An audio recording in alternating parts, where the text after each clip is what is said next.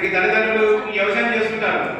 వ్యవసాయం చేస్తూనే మనకి వాళ్ళకి వ్యవసాయాన్ని ఒక నూతన పద్ధతులను ఈరోజు మనం చాలా చూస్తున్నాం. రకరకాలుగా మనకి వ్యవసాయంలోని రకరకాల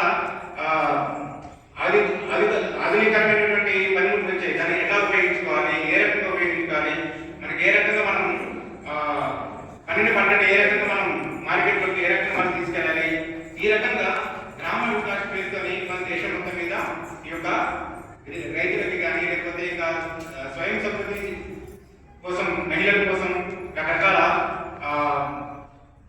ఇవి ఉన్నాయి. దానికి సంబంధించినటువంటి కార్యక్రమాలు ఉన్నాయి.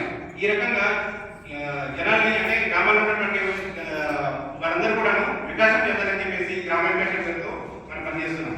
అలాగే జనజాతి సంపర్కం మనకి గ్రామాల నుండి బాగా చదువుకుని పట్టణాల్లో చాలా మంది మొత్తం ఇక్కడ గ్రామాలని స్థిరపడినటువంటి కొంతమంది ప్రముఖులు ఉంటారు. వాళ్ళందరినీ కూడా మన యొక్క వనవాసి కళ్యాణాశ్రమంలో జోడించి వారి సలహా సహకారాలు కూడా మనం తీసుకోవాలనే ఉద్దేశంతో ఈ యొక్క అలాగే కొన్ని స్వచ్ఛంద సంస్థలు ఉంటాయి. స్వచ్ఛంద సంస్థలు మన గిరిజనుల కోసం పనిచేస్తుంటాయి. వాళ్ళందరూ కూడా కలుపుకొని వాళ్ళందరితో పాటు మన యొక్క గిరిజన వికాసం చెందాలని చెప్పేసి ఈ యొక్క ఆయా ద్వారా మనం ముందుకు వెళ్తున్నాం. అలాగే హితరక్ష మనకి గిరిజనున్నటువంటి ఈ లా సంబంధించినటువంటి కొన్ని మనకి చట్టాలు, మన యొక్క హక్కులు మనం మాట్లాడుకుంటున్నాం కదా, అది ఏ రకంగా మనకి లా సంక్రమించాలి, ఏ రకంగా మనం దాన్ని లబ్ధి పొందాలి అనే విషయాల మీద మనకి అవేర్నెస్ చేయడం కోసం చెప్పేసి ఈ హితరక్ష విభాగం పనిచేస్తుంది. అలాగే జనజాతి సురక్ష మంచి ఈ మధ్యనే మనం చూసే మీలో చాలా మంది కూర్చుంటారు. పాడేలో ఒక పెద్ద కార్యక్రమం చేశాము. ఏదైతే మనకి గిరిజనులు ఉన్నటువంటి మన గిరిజనులు ఎవరైతే ఉన్నారో వాళ్ళు క్రిస్టియన్గా మత మార్పిడి ఎవరైతే చెప్తారో అటువంటి వాళ్ళని మనం మన గిరిజన సూచన నుంచి తొలగించాలి, డీలిస్టింగ్ చేయాలని చెప్పేసి ఒక పెద్ద కార్యక్రమం మనం చేశాము.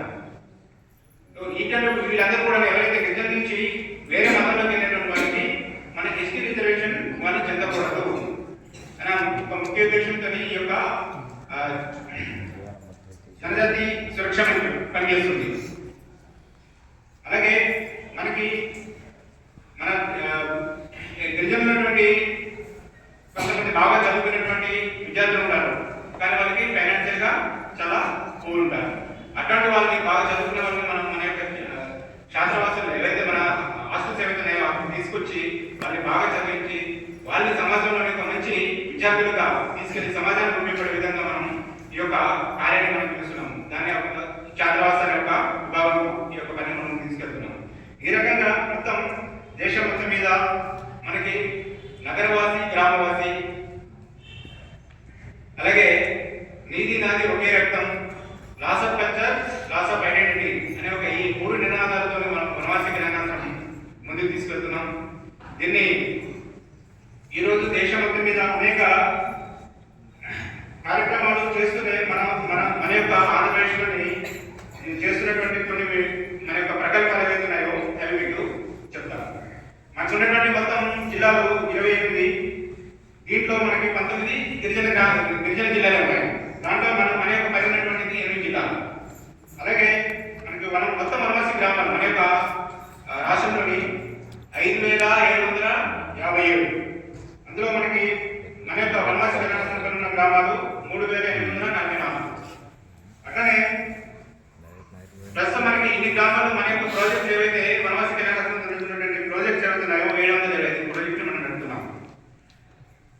ఈ ప్రాజెక్టులన్నీ కూడా 663 గ్రామాలని ఈ యొక్క ప్రాజెక్టులన్నీ నడుస్తుంది. ఇంత ఈ యొక్క పనులంతా కూడా ఈ యొక్క కార్యక్రమం అంతా కూడా నడవాలంటే వ్యక్తులు కావాలి కదా. ఆ రకంగా మనకి పూర్తి సమయ కార్యకర్తలు అంటాం మనం. ఈ పూర్తి సమయ కార్యకర్తలు మొత్తం 15 మంది పనిచేస్తున్నారు మన రాష్ట్రం మొత్తం మీద. దాంట్లో పురుషులు 12 మంది, మహిళలు 5. అలాగే ఈ కార్యాన్ని మనకి ముందుకు తీసుకెళ్ళడం కోసం కొంతమంది వారి యొక్క పనులని వాళ్ళ పనులు చేస్తూనే పార్ట్ టైం వర్కర్స్ గా పనిచేస్తున్నట్టు అంటారు. అటువంటి వాళ్ళు మొత్తం 39 మంది పురుషులు, 9 మంది మహిళలు, మొత్తం 45 మంది పార్ట్ టైం గా మనకి టైం ఇచ్చి పనిచేస్తున్నటువంటి కార్యకర్తలు పనిచేస్తున్నారు. మనకి మొత్తం 5 హాస్టల్స్ ఉన్నాయి. ఈ 5 హాస్టల్స్లోని సుమారు 152 మంది విద్యార్థులు, అలాగే ఒక బాలి క్లాస్ ఉంది, ఒక బాలి క్లాస్లోని 140 మంది బాలికలు ఉంటారు. ఈ రకంగా మనం మన రాష్ట్రంలోని మన ఒక వనవాసి కళ్యాణాశ్రమం ఈ ఏదైతే ఈ ఆయా విభాగాలు ఏవైతే ఉన్నాయో ఈ విభాగాల ద్వారా మన యొక్క పనిని మనం పెంచుకునే ప్రయత్నంలోని మన యొక్క కార్యాన్ని తీసుకెళ్లే ప్రయత్నంలోని మనం ఈ ఆయాన్ని మనం పెట్టుకొని నడిపిస్తున్నాం. సో ఈ రకంగా మీరు కూడా ఇక్కడ ఈ 2 రోజుల పాటు ఇక్కడ ఈ కార్యక్రమంలో మీరు పాల్గొన్నారు, మీ యొక్క అనుభవాలు ఇందాక చెప్పారు.